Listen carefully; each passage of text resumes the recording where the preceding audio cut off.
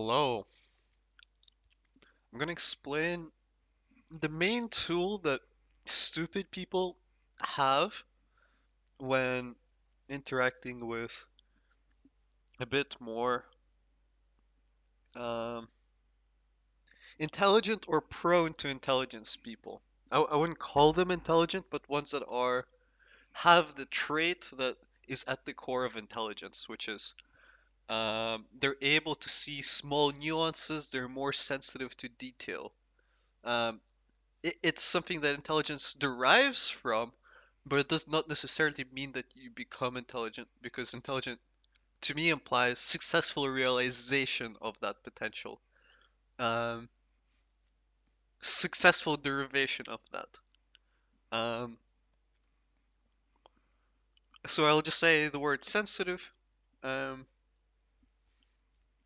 in this context.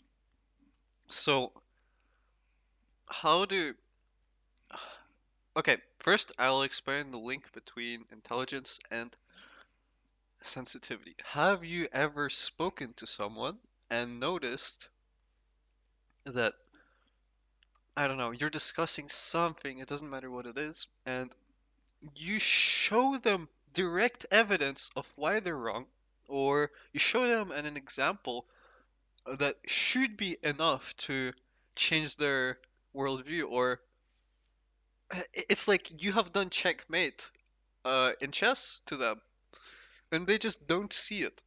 They just don't realize it. They're not intelligent enough to actually realize the significance of certain details that are presented. And that could be in anything. That could be watching anime movies. People will miss the whole point and meaning behind media that they consume.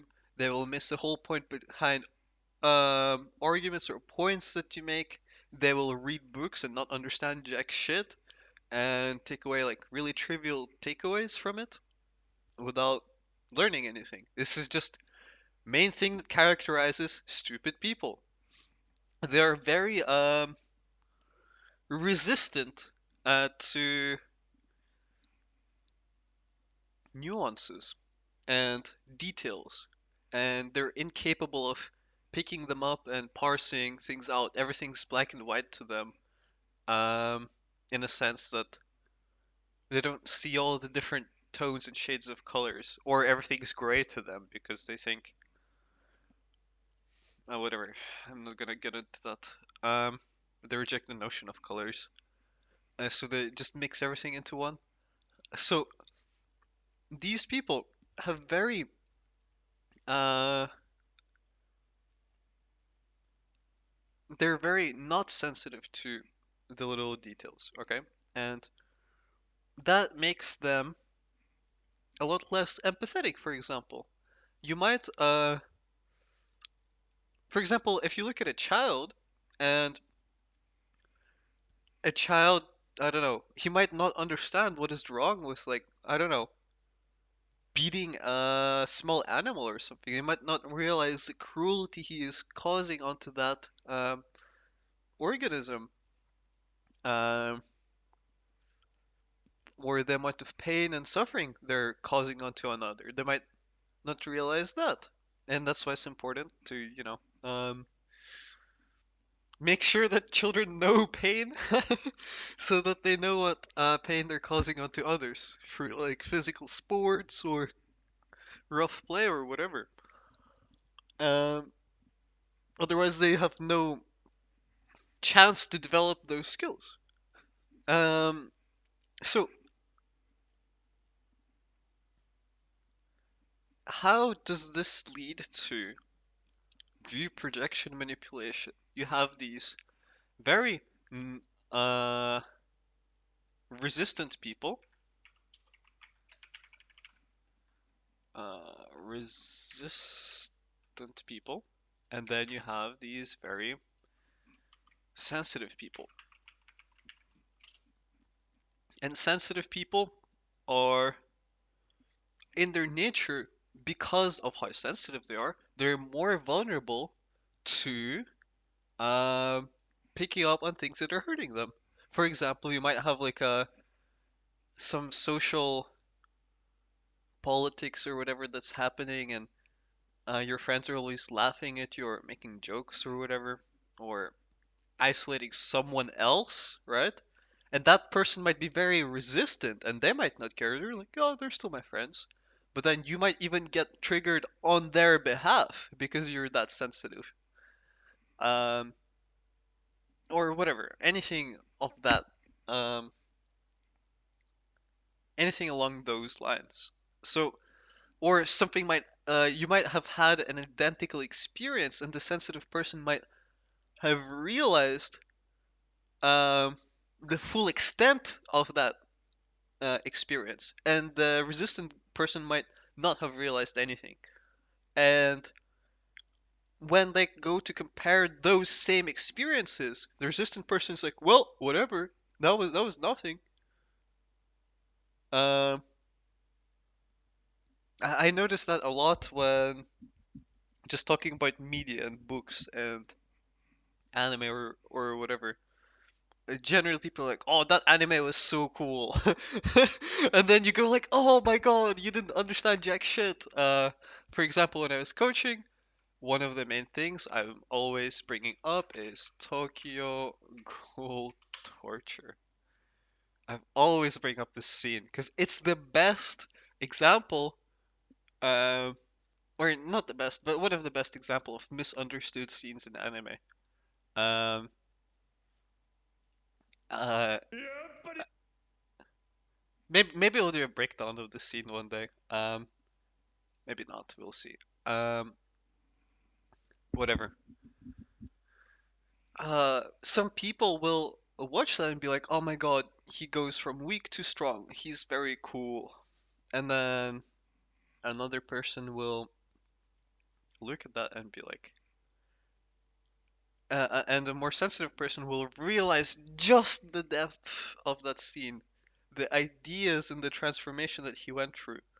Um, and he'll understand the essence of what the author tried to portray. That's another thing.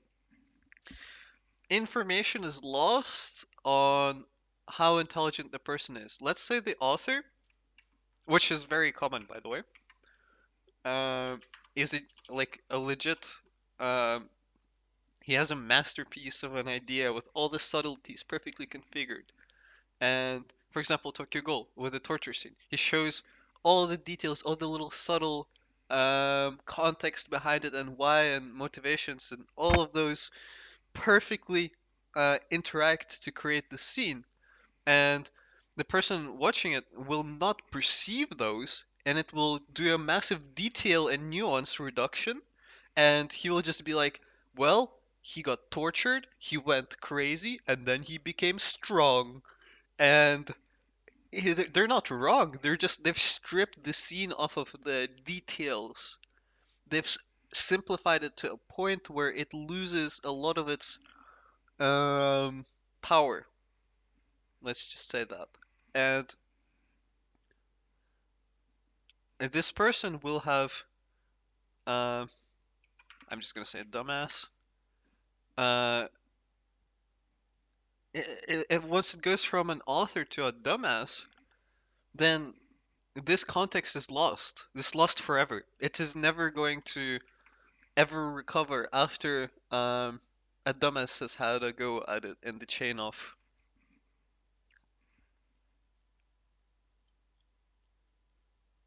interaction. Unless the author's work is available, then the author might point some future people towards the author, and then they will figure it out. But if the only way of accessing this is through the retelling of a dumbass, you have lost that context forever, right? And why is this significant?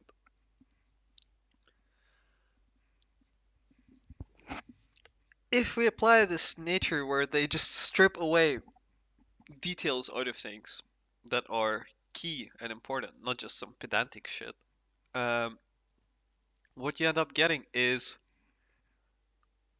a skewed perspective or a skewed projection of or skewed interpretation, and hence projection based on their own intelligence of the information. And that is potentially very harmful when it's applied to interpersonal uh, relationships. Why?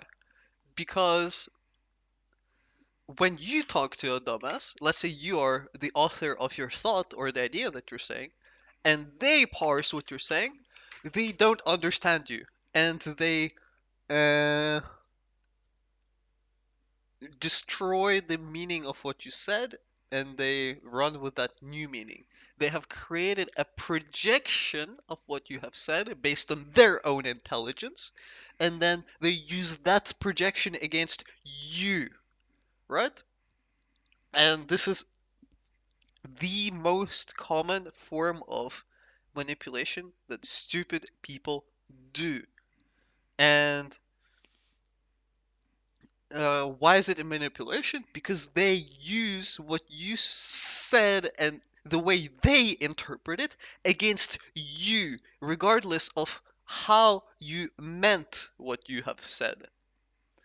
And a lot of the time, they will have their biases or they'll have what they want to hear or how they want to respond, and they will just enforce those. And you're pretty powerless in that situation. Um, I don't know the exact quote, but I heard a quote that the idea of which that springs to my mind, something along the lines of great thoughts die in the minds of stupid people, or great ideas die in the minds of, or big ideas die in the minds of small people. And I think that's perfectly applicable here. And I have no idea who said that, but the idea perfectly is applicable. And they use their view projection to basically dismantle your argument based on an incomplete or out of context um, projection of what you have said. And it also, one of the first examples that I thought of when I started thinking about this idea is a common thing that this actually explains is, in my experience, I've found that people a lot of the time do this thing where they do like pain scale measuring. Whose suffering is bigger than whose suffering? And I always thought this was stupid, but I've actually understood what it is now. It's a method of manipulation because let's say some event happens, pain A, right? And you have this like super dumb, super resistant person, they are going to have high tolerance for it, high resistance to it, and because of that, they're not going to feel it to the full extent. And what they do is they use that projection of pain that they felt to make you feel inadequate, which is again a form of manipulation. It's view projection manipulation.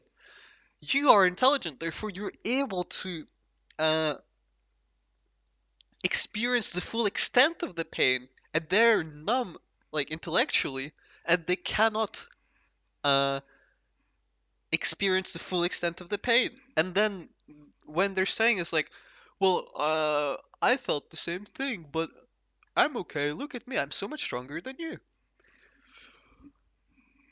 It's not a fair comparison. It's like comparing someone who's on morphine all the time to me being stupid is exactly the same as being on morphine. Um, in how they play out. You're just less sensitive, you don't really care, you don't pay attention to things, you're on morphine. Um,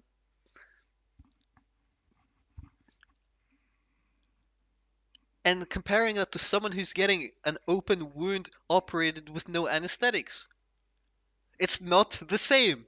And then they do a false equivalence where they say, well, we both have had the same operation. Yeah, but you were on morphine. I was not. Um, so this whole idea about uh, when people try to say, "Oh, that's not that bad," uh, understand that's always a way of um, creating this false equivalence or just trying to force their projection of it. To them, that's not that big of a deal. They don't understand the significance of the pain, and they project it onto you.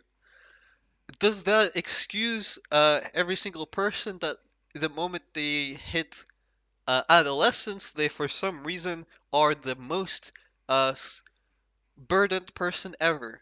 Well, in practice, also no. It does not excuse that either. Um, let me explain that phenomenon. As you go into adolescence, you develop a fucking prefrontal cortex.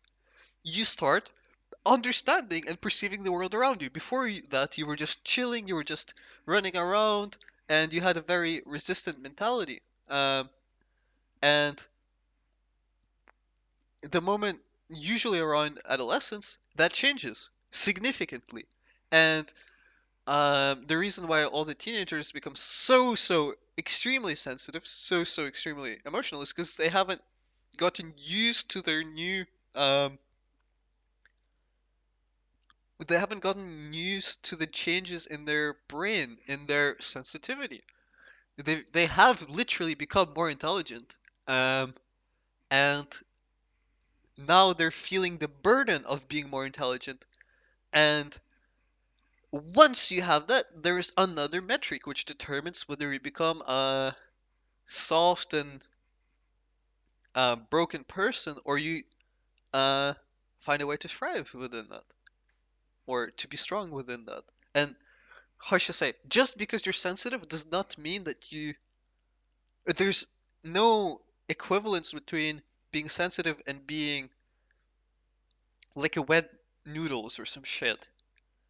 Um, a lot of the time, the people that are all the time, oh, life is so bad, I'm so sensitive, meh, meh, meh, meh. Yes, extremely dumb people can't even enter that, right? They don't even have the potential to do that. But uh, they might try to replicate that socially because they might have noticed that someone else gets a lot of sympathy, a lot of compassion when they do that, and they want that, and they just try to imitate it.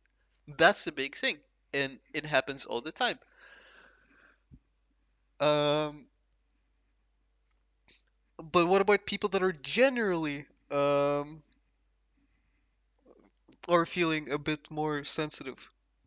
Why is that not necessarily always an indicator of high intelligence?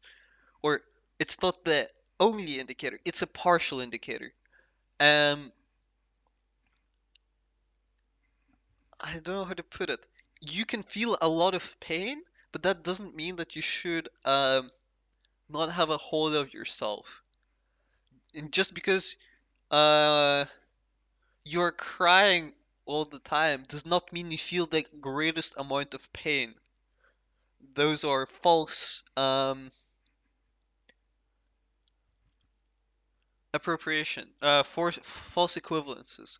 When I have done a little bit of first aid training, and there's an interesting idea that they bring up there that is that they've explained, and I'm 100% sure that this probably does not get followed in real life, but it was the idea that they brought up in the training. If, let's say, someone, um, I don't know, if two people collide and I don't know, someone's in the car and they hit a child or something, and the child is like kicking and screaming and crying like, ah, this hurts so much, rah, rah, rah," and the person in the car is completely silent and not even getting out of the car or anything. They're not active.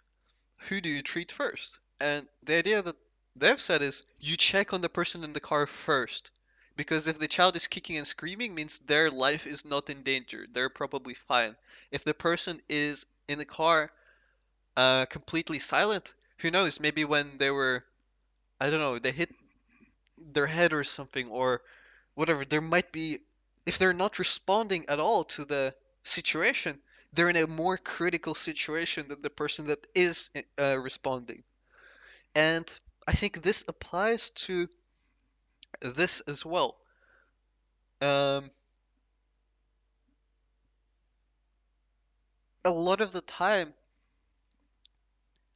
the people that don't show these signs or show extreme numbness to these things, it's either one of two. Either they're completely fine, nothing happened, or they are so far into it that they might be feeling like tremendously more pain. They might be in a way more critical situation, and it's like their system is shutting down.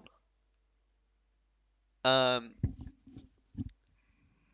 I mean, that's that, and also, I mean, even if you feel a lot of pain, it doesn't necessarily mean that you need to go into vent circles and cry to everyone. That's again, that's a false uh equivalence. I guess in simple words, I'm saying is uh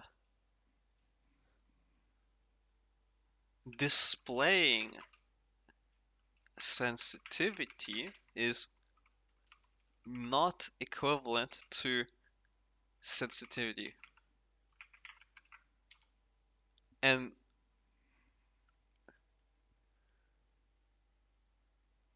someone can be extremely sensitive, completely understand you, and pick up on all the nuances, but they're not gonna show you sympathy or whatever. They might completely understand the pain that you're feeling and feel it with you to a greater degree, but that does not necessarily equate to them losing composure or whatever. It's just gonna be a harder burden for them.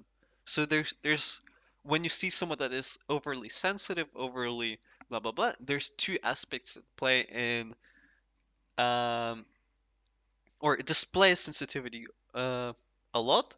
There's two factors to consider. There is the intelligence, uh well, sensitivity, literally, like directly, and there's also the level of composure. And those are not the same thing, if that makes sense. Whatever, I'm not gonna explain further. It's too simple to explain.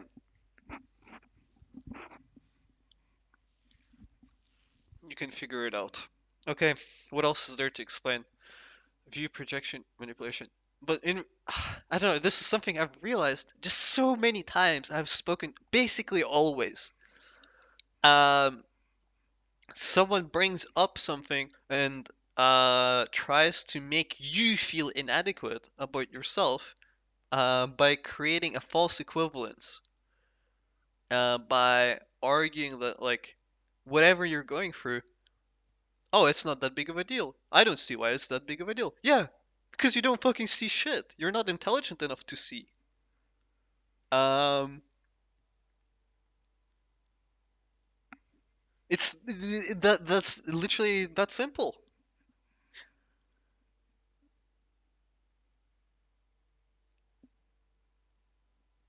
Okay, ciao. What's the conclusion from this? There is no conclusion. Don't fucking talk to stupid people. Except for everyone's stupid, so I don't know. Do what you want, I don't know.